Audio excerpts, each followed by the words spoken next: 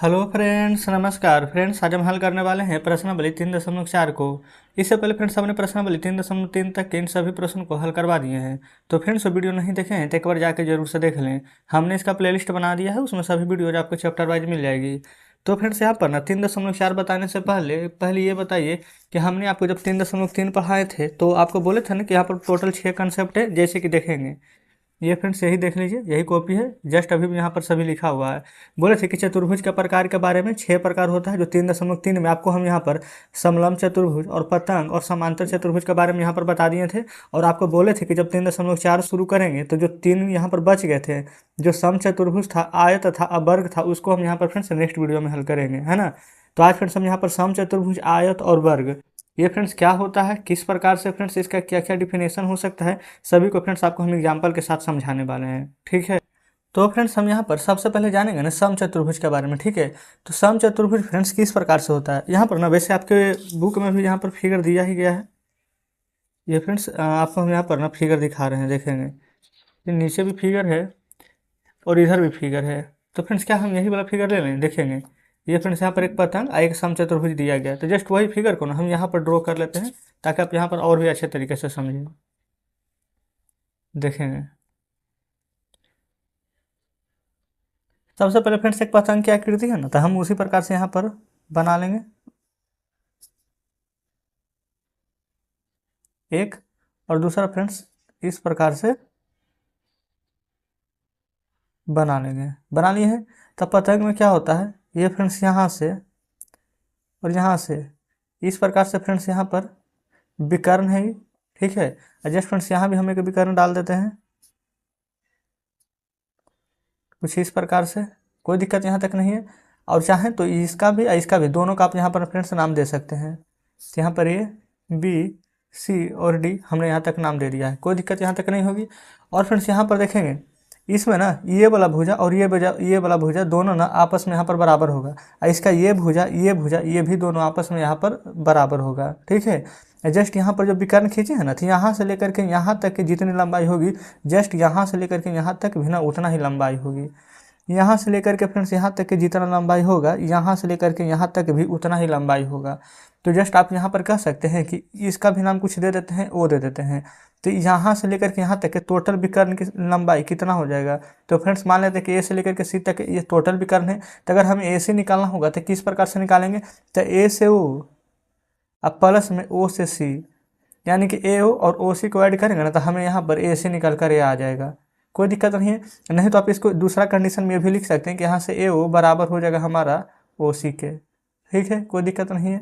और हाँ फ्रेंड्स यहाँ पर ना आप देखेंगे तो जो यहाँ पर समचतुर्भुज है, इसका जो विकर्ण है ना एक दूसरे पर यहाँ पर लंबवत समद्विभाजक है।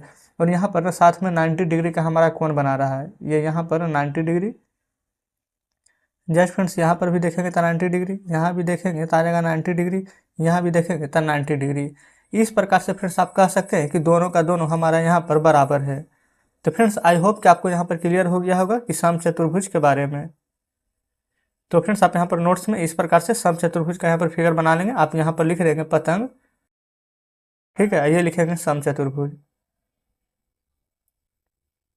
तो फ्रेंड्स उम्मीद करते हैं कि 2 एग्जाम्पल यहाँ पर काफ़ी होने वाला है। चलिए अब फ्रेंड्स ना हम यहाँ पर इसका डिफिनेशन लिखेंगे। डिफिनेशन किस प्रकार से लिखेंगे, सबसे पहले यहाँ पर समचतुर्भुज का ना एक फिगर हम ड्रॉ कर देते हैं, ताकि यहाँ पर जब फिगर आपके सामने रहेगा ना तो यहाँ पर आप बहुत ही आसानी से यहाँ पर सभी बातों को समझ पाइएगा। इस प्रकार से फ्रेंड्स विकर्ण होता है, तो हम यहाँ पर विकर्ण भी यहाँ पर खींच लेते हैं, है ना, कोई दिक्कत नहीं है।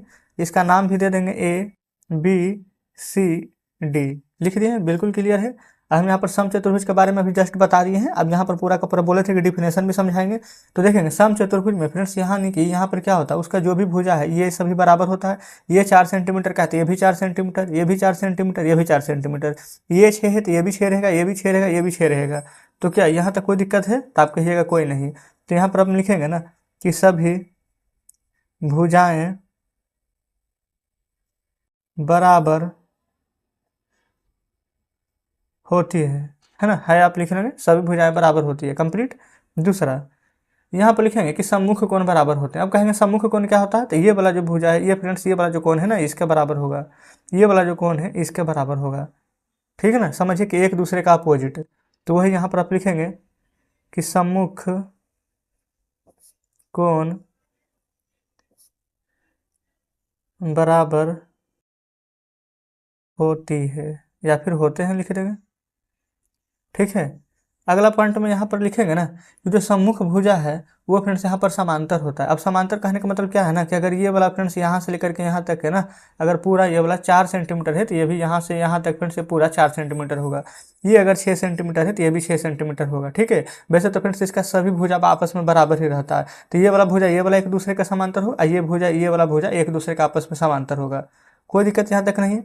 तो हम यहाँ पर लिखेंगे सम्मुख भुजा समांतर होते हैं, है ना, है लिख लीजिएगा, कोई दिक्कत नहीं है।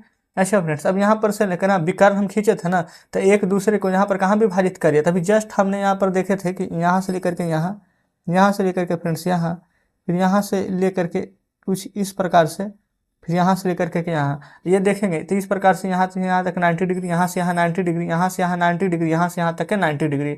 तो कह सकते हैं कि विकर्ण है जो कि एक दूसरे को समकोण पर 90 डिग्री पर विभाजित कर रही है। ये बल्कि आपको 90 डिग्री लिखने की आवश्यकता नहीं है, बल्कि इसका नाम दे देंगे। तो इसका नाम वो दे देते हैं, तो यहाँ पर लिख देंगे ना कि विकर्ण जो कि यहाँ पर है ना समकोण को एक दूसरे पर समद्विभाजित करते, सिर्फ इतना ही लिखेंगे। चलिए यहाँ पर लिखते हैं विकर्ण एक दूसरे को समकोण पर विभाजित, ये फ्रेंड्स विभाजित लिखेंगे कि समद्विभाजित, क्योंकि यहाँ पर सम है, इधर से भी बराबर उधर से भी बराबर है, तो सम कर देंगे, सम द्विभाजित करते हैं। क्लियर है? यही फ्रेंड्स अगर लिखते कि 90 डिग्री पर विभाजित करते तो अच्छा नहीं लगता है ना, इसलिए समकोण ज़्यादा बेटर है। समकोण का मतलब भी तो 90 डिग्री होता है। तो यहाँ से देखेंगे ए ओ, और यहाँ से फ्रेंड्स ओ सी, ये वाला जितना है वो भी इतना ही रहेगा, तो दोनों बराबर होगा, तो ए ओ बराबर में ओ सी। ठीक उसी प्रकार से फ्रेंड्स यहाँ से डी ओ, और यहाँ पर से ले लेंगे ओ बी, ये भी दोनों बराबर रहेगा, तो डी ओ बराबर में ओ बी। तो फ्रेंड्स उम्मीद करते हैं कि आप समचतुर्भुज के बारे में यहाँ पर पूरा का पूरा चीज़ यहाँ पर जान गए होंगे। ठीक है, चलिए अब फ्रेंड्स हम अगला पॉइंट के बारे में पढ़ेंगे, यानी कि आयत। अब यहाँ से हम जान लेते हैं आयत के बारे में। यहाँ पर आप हेडिंग दे देंगे नोट्स में अपने आयत है। अब चाहे तो अंग्रेजी वर्ड भी लिख सकते हैं रेक्टेंगल, है ना। आयत फ्रेंड्स कुछ इस प्रकार से होता है, देखेंगे आयत में क्या ध्यान रखेंगे ना कि उसके आमने सामने वाला भुजा ये फ्रेंड्स समांतर होता है। ये वाला भुजा जितना है ना, अगर 6 है तो ये भी 6 सेंटीमीटर, और ये फ्रेंड्स अगर 2 सेंटीमीटर है तो ये भी 2 सेंटीमीटर, यानी आमने और सामने की भुजा दोनों आपस में बराबर होती है। इसका भी नाम दे सकते हैं A B C D. Clear है ना। चलिए तो फ्रेंड्स अब इसके बारे में पूरा का पूरा हम जान लेते हैं कि क्या है। तो यहाँ पर लिख लेंगे पॉइंट्स दे करके, ऐसा चतुर्भुज, ऐसा चतुर्भुज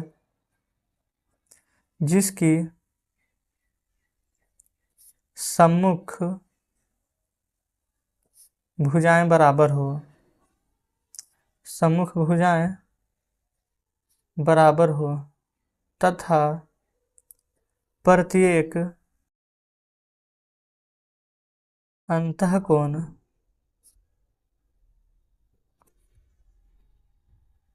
ठीक है फ्रेंड्स, अब आपको यहाँ पर अच्छे से विजुअल हो रही होगी, तथा प्रत्येक अंतःकोण समकोण हो। अब समकोण कैसे होगा अभी जस्ट यहाँ पर बताएंगे।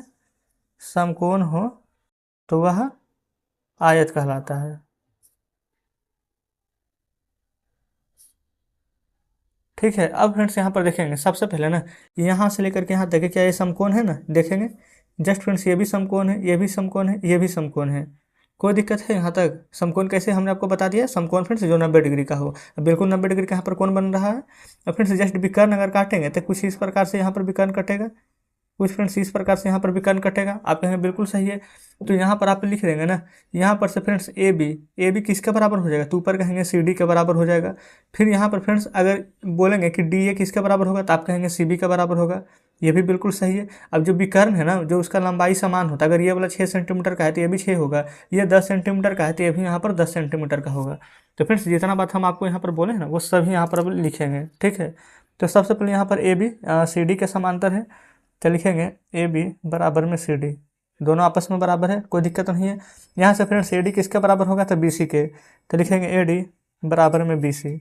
अच्छा फ्रेंड्स यहाँ पर देखें कोण ए कितना है 90 डिग्री, बी कितना है 90 डिग्री, सी और डी ये सभी 90 डिग्री है ना। तो कहने का मतलब कि सभी आपस में बराबर होंगे। तो आप यहाँ पर लिखेंगे ना कि कोण ए बराबर कोण बी बराबर कोण सी बराबर कोण डी और बराबर 90 डिग्री। कहने का मतलब ए भी 90 है, बी भी 90 है, सी भी 90 है और डी भी 90 है। ये सभी फ्रेंड्स यहाँ पर 90 डिग्री का कोण है, कोई दिक्कत नहीं है। और फ्रेंड्स यहाँ पर विकर्ण का लंबाई है जो भी यहाँ पर समान होता है, अभी जस्ट हमने आपको बताया है। यहाँ पर अगला यहाँ पर स्टार देकर के लिखेंगे ना कि विकर्ण की लंबाई समान होती है। ठीक है, विकर्ण की लंबाई समान होती है। तो फ्रेंड्स यहाँ पर से ए सी जो है वो हमारे यहाँ पर बी डी के बराबर होगा। तो ए सी बराबर में यहाँ पर लिख दीजिएगा बी डी, कोई दिक्कत नहीं है। तो फ्रेंड्स इस प्रकार से आयत के बारे में जितनी यहाँ पर जानकारी हो सकती थी सब हमने यहाँ पर आपको दे दी है। ठीक है, अब आयत के बाद फ्रेंड्स अब हम यहाँ पर जान लेते हैं वर्ग को। एक लास्ट फ्रेंड्स यहाँ पर वर्ग बच गया है, वर्ग जैसे ही बताएंगे ना उसके बाद हम यहाँ पर चैप्टर को पूरा का पूरा हल कर लेंगे। चलिए यहाँ पर लिखेंगे फ्रेंड्स वर्ग। अच्छा, वर्ग किस प्रकार से होता है? तो जैसे समचतुर्भुज होता है ना, सेम फ्रेंड्स वही है। इसका भी ना चारों भुज आपस में बराबर होता है। ठीक है, जस्ट यहाँ भी विकर्ण काटेंगे ना तो ये विकर्ण की जितनी लंबाई होगी ना दूसरे विकर्ण का भी लंबाई उतना ही होगा सेम। तो इसका भी नामकरण कर देंगे ए बी सी डी कुछ इस प्रकार से। अब फ्रेंड्स इसमें क्या क्या सिमिलर है, चलिए यहाँ पर वर्ग के बारे में लिखेंगे। तो सबसे पहले यहाँ पर देखेंगे ना तो ये वाला भुजा हम जस्ट आपको बताएं ना कि अगर 4 होगा तो ये भी 4, ये भी 4, ये भी 4, ये 12 होगा तो ये भी 12, ये भी 12, ये भी 12, यानी कि जो भुजा है जो समान होगा। तो सबसे पहला पॉइंट से लेकर के लिखेंगे ना कि चारों भुजाएं समान होती है। ठीक है, चारों भुजा समान होती है, आप है लिख लेंगे। और फ्रेंड्स यहाँ पर जो एक कोण है ये वाला ये वाला ये वाला जस्ट आयत की तरह ही कि ये भी समकोण है, 90 डिग्री का कोण बना रहा है ना, बिल्कुल। तो यहाँ भी लिखेंगे चारों कोण समकोण होते हैं, बिल्कुल सही। चलिए आगे बढ़ेंगे। अब इसके बाद फ्रेंड्स यहाँ पर देखेंगे जो विकर्ण है ना यहाँ से लेकर के यहाँ तक जो लंबाई होगा पहला विकर्ण का दूसरा विकर्ण का भी लंबाई सेम होगा। तो अगला नोट यहाँ पर पॉइंट देकर के लिखेंगे कि दोनों विकर्ण समान माप की होती है। ठीक है, ये भी फ्रेंड्स यहाँ पर भी ये भी पॉइंट्स आपको क्लियर हो जाना चाहिए। चलिए अब एक पॉइंट्स और लिख लेंगे। यहाँ पर जो विकर्ण है ना यहाँ पर एक दूसरे को समद्विभाजित कर रहे हैं, तो लिखेंगे विकर्ण एक दूसरे को